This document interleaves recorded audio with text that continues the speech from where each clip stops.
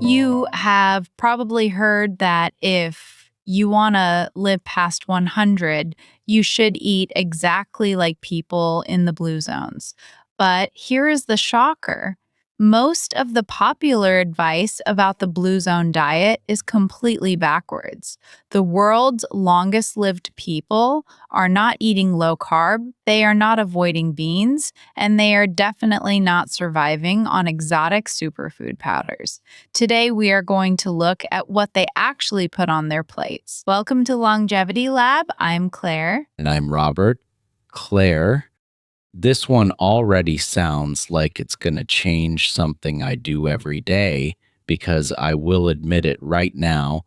I thought Blue Zone eating was basically Mediterranean seafood and lots of olive oil with maybe a few greens on the side. That is exactly the myth I want to unpack. And look, I followed some of the same advice myself years ago before I really sat down with the dietary surveys and the cohort studies. So let's start with the 5 blue zones. Right. And for anyone who has not heard the term, the blue zones are 5 regions where researchers found unusually high numbers of people living into their 90s and hundreds in good health.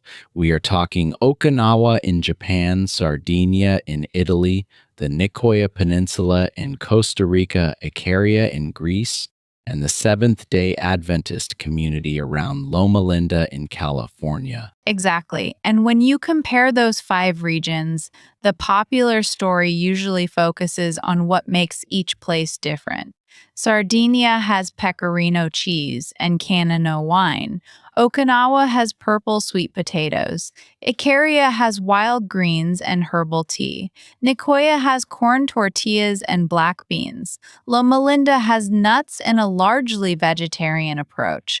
But the myth is that you need to copy one specific regional menu. That is what I used to think. I figured if I could just get the exact Okinawan sweet potato or the exact Sardinian wine, I would somehow unlock the longevity code. It sounds a bit silly now, but that is how the wellness industry sells it. It is not silly, it is a very normal human instinct to want a specific ingredient list. But the research points in a very different direction. A 2021 review in Nutrients that analyzed dietary patterns across the blue zones found that the power is not in one magical food, it is in the shared dietary pattern.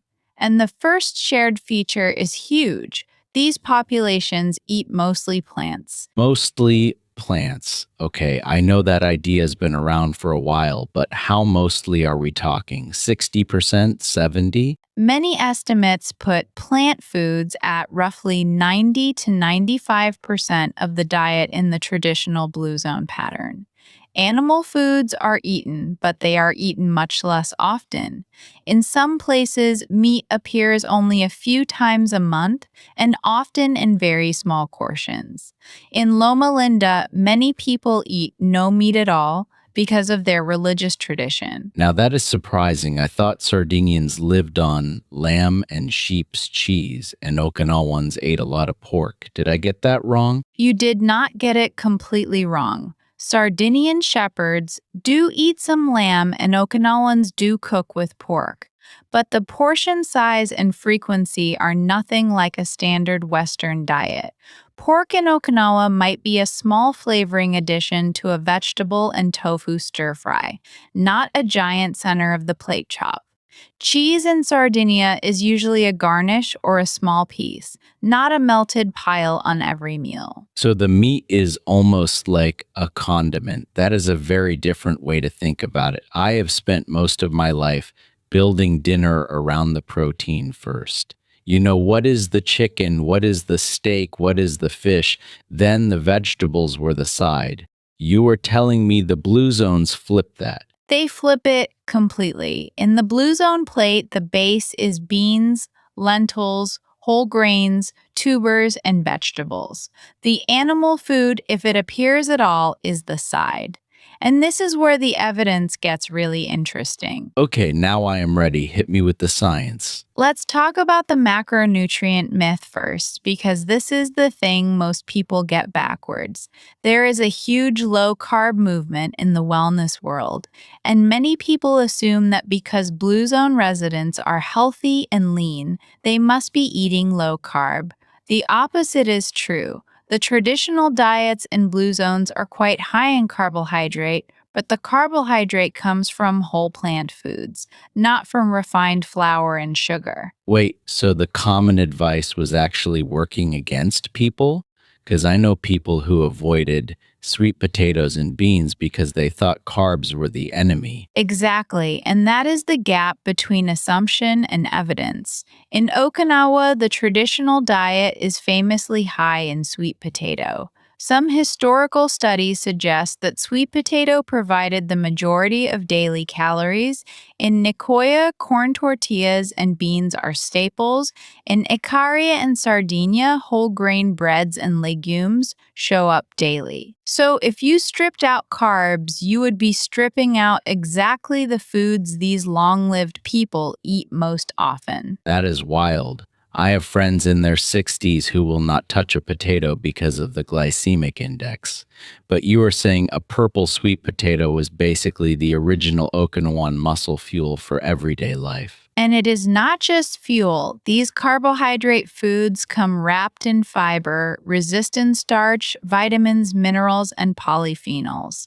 That combination does something really important in the body. Let me explain the mechanism because this is the part I find most useful. Please, because I want to understand why beans and sweet potatoes are not the same as a baguette or a soda. Right.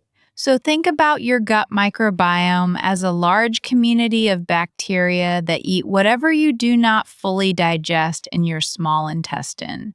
When you eat white bread or sugary drinks, most of the calories are absorbed quickly and very little fiber reaches the colon. But when you eat beans, lentils, whole grains, and sweet potatoes, you are delivering large amounts of soluble fiber and resistant starch to the lower gut. The bacteria ferment that fiber into short chain fatty acids, especially butyrate. Butyrate. I have heard that word, but I have never fully understood what it does. It is one of the best studied compounds linked to metabolic health. Butyrate is the preferred energy source for the cells that line your colon. It helps strengthen the gut barrier, and it also has anti inflammatory effects throughout the body. It may improve insulin sensitivity, help regulate appetite, and support immune function. In a sense, when you eat beans, you are not just feeding yourself, you are feeding an entire ecosystem that then produces compounds that protect you. So the fiber is not just roughage that keeps things moving, it is actually a raw material your gut bacteria turn into medicine. That is a completely different mental picture. Exactly. Think of your colon as a fermentation factory. If you feed it refined food, the factory has nothing to work with. If you feed it legumes and whole grains, the factory produces butyrate, which helps keep the factory walls healthy and reduces inflammation. That is one of the key reasons researchers think plant forward diets are linked to healthier aging. And here's another thing I want to understand. I always thought beans were hard to digest and maybe not great for an older gut. Is that another myth? It is more of a transitional issue than a true threat. Beans contain oligosaccharides, which some people do not digest well at first. That can cause gas, but the gut microbiome adapts over a couple of weeks if you increase beans gradually. And the same oligosaccharides are actually prebiotic fibers that feed beneficial bacteria. So the food that makes you a little gassy at first is often the food that is doing the most useful work in the long run. So my grandmother was right about beans being musical, but wrong that they were unhealthy. I like that. And of course, if someone has a digestive condition such as irritable bowel syndrome or a specific intolerance, that is a very different situation. That is definitely a conversation to have with a doctor or dietitian before suddenly eating a can of beans a day. Good to know. Now, you mentioned mechanism. What about the protein concern? Because as an older adult, I have been told for years that I need more animal protein to hold on to muscle. How do beans fit into that? That is a fair question. Protein is important for muscle, especially as we age, but the evidence does not say you need large amounts of animal protein to preserve muscle. You need enough total protein, and that total can come very well from plants, especially when you combine legumes and whole grains. Beans are rich in lysine but lower in methionine. Grains are the opposite. When you eat beans and rice or beans and corn together, you get a complete amino acid profile. I had no idea that was the mechanism behind beans and rice being such a classic combination. People must have figured that out long before anyone knew what an amino acid was. Tradition often encodes real nutritional wisdom, and there is research that supports this. For example, the Adventist Health Study 2, which followed tens of thousands of people, found that people who ate more plant protein and less animal protein tended to have better long term health outcomes. But I want to be careful here. That does not mean you must become vegetarian or vegan to live long. It means the center of gravity of the plate matters. So, the practical takeaway is not about perfection. It is about shifting the plate so plants are the default and animal foods are the accent. Precisely. And that leads to the single concrete insight I want every listener to remember today. You do not need to fly to Sardinia or buy a special supplement. You need to make beans, lentils, whole grains, tubers, nuts, seeds, vegetables, and fruit the center of your daily pattern. If you do that, you are already about 80% of the way there. That sounds too simple. What is the catch? There has to be a catch because the internet keeps trying to sell me complicated powders. The catch is that simple is not profitable, but it is effective. The food industry does not make much money telling you to eat plain beans and oats, but the epidemiology keeps pointing in the same direction. The blue zone populations also have other habits that support health, like daily movement, strong social connections, a sense of purpose, and stress reducing routines. So, diet is one pillar, not the entire story. But if we focus on food today, the pattern is clear. And I think that is what this episode should really nail. It is not just about what to add, but also what to reduce.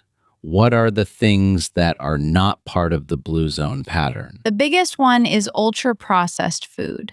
In the traditional blue zones, people mostly ate whole foods that were grown, harvested, fermented, or milled locally. They did not have easy access to packaged snacks, sugary drinks, and refined seed oils in the way many of us do. Now, when you look at modern Okinawa, for example, the younger generations have moved toward processed food and fast food culture, and the longevity advantage has faded. That makes the comparison even more powerful. So, the same island that produced so many centenarians now shows us what happens when the diet shifts to processed food. That is a real world experiment no one planned, but it is very informative. It is. And there is a known study often discussed in longevity research called the Okinawa Centenarian Study. It documented the traditional low-calorie, nutrient-dense, plant-heavy pattern among older Okinawans. Another data set from the Adventist Health Study 2 has looked at different dietary patterns and how they relate to health outcomes. The findings are not identical in every blue zone, but they converged. Whole plant foods are central. Animal products are limited and processed foods are rare. I am convinced on the food side. But let me ask a very practical question. If I go to the grocery store this week, What specifically should I buy to start building a Blue Zone style plate without turning my whole life upside down? I love this question because it makes the science actionable. Start with one category at a time. In week one, buy a few cans of low sodium beans or dried lentils and add a half cup to one meal each day. That could be black beans in your breakfast eggs, chickpeas on a salad, or lentils in a soup. That single change increases your legume intake, which is one of the strongest shared features of Blue Zone diets. Okay, beans first. What else? Week 2, upgrade your carbohydrate. Instead of white bread or white rice, experiment with steel cut oats, barley, quinoa, brown rice, or whole grain sourdough. If you eat potatoes, do not fear them.